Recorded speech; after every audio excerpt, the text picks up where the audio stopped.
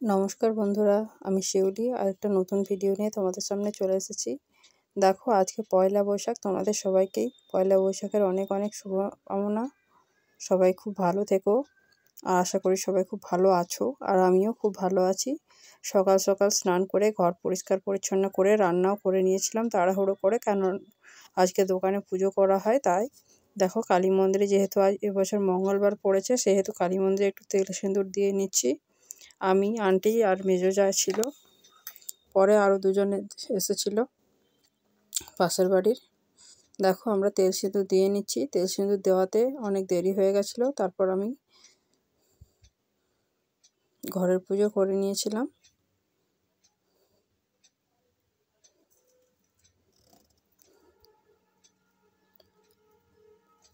সম্পূর্ণভাবে তেল সিঁদুরের ভিডিওটা তোমাদের সাথে শেয়ার করতে পারিনি, তবু যতটা পারলাম চেষ্টা করলাম। আশা করি তোমাদের ভালো লাগবে।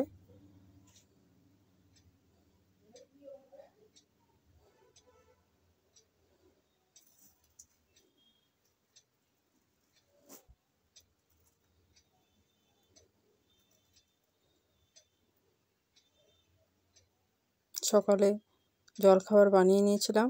জলখাবার বানিয়ে বরকে টিফিনে দিয়ে দিয়েছিলাম, আর দোকানে পুজোর জোগাড় সমস্ত কিছু ওকে দিয়ে দিয়েছিলাম।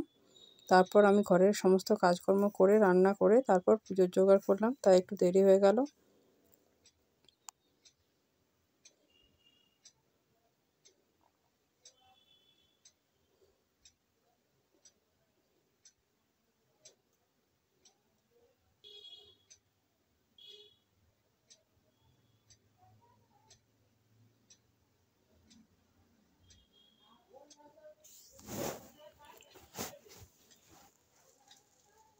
দেখো, আরতি করে নিচ্ছি। তেল সিঁদুরের নিয়ম হচ্ছে দুধ, গঙ্গার জল, সর্ষের তেল মাকে দিয়ে পুজো করা, আর ফল, মিষ্টি, পান, সুপারি যা থাকে তাই দিয়ে মাকে পুজো করা। পানগুলো বর নিয়ে এসেছিলো, ভুল করে দোকানে নিয়ে চলে গেছিলো। মেজো যা শাল পাতা নিয়ে এসেছিলো, ওইগুলো দিয়েই পুজো করে দিলাম। তাছাড়া অনেক দেরি হয়ে যেত। ক্যামেরাটা পাশে রাখা ছিল, ভুলে গেছিলাম বন্ধ করতে, তাই সেভাবে ভালোভাবে ভিডিওটা আসেনি। ধরে দেওয়ার কেউ লোক নেই, তাই আরও একটু অসুবিধা। তবু যতটা পারলাম তোমাদের সামনে তুলে ধরার চেষ্টা করলাম। আশা করি তোমাদের ভিডিওটা ভালো লাগবে। ভিডিওটা স্কিপ না করে সবাই পুরো ভিডিওটা দেখো।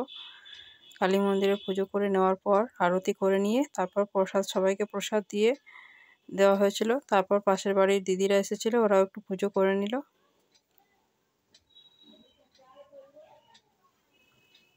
ততক্ষণে আমি গোপালকে পুজো করে নিলাম।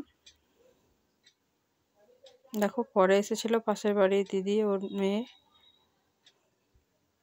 ওরাও পুজো করে নিচ্ছে। তারপর ওদেরকেও প্রসাদ দিয়ে দেওয়ার পর আমি ঘরের গোপালের পুজোটা করে নিয়েছিলাম। তারপর চলে গেছিলাম হনুমান মন্দিরে। হনুমান মন্দিরে পুজো করে নেওয়ার পর চলে গেছিলাম দোকানের পুজোটা তোমাদের সাথে পরে শেয়ার করব।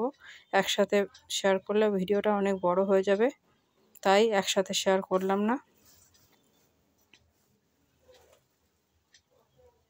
দোকানে পুজো করে নেওয়ার পর চলে গেছিলাম বাবার মন্দিরে পুজো করে তারপর বাড়ি ফিরলাম।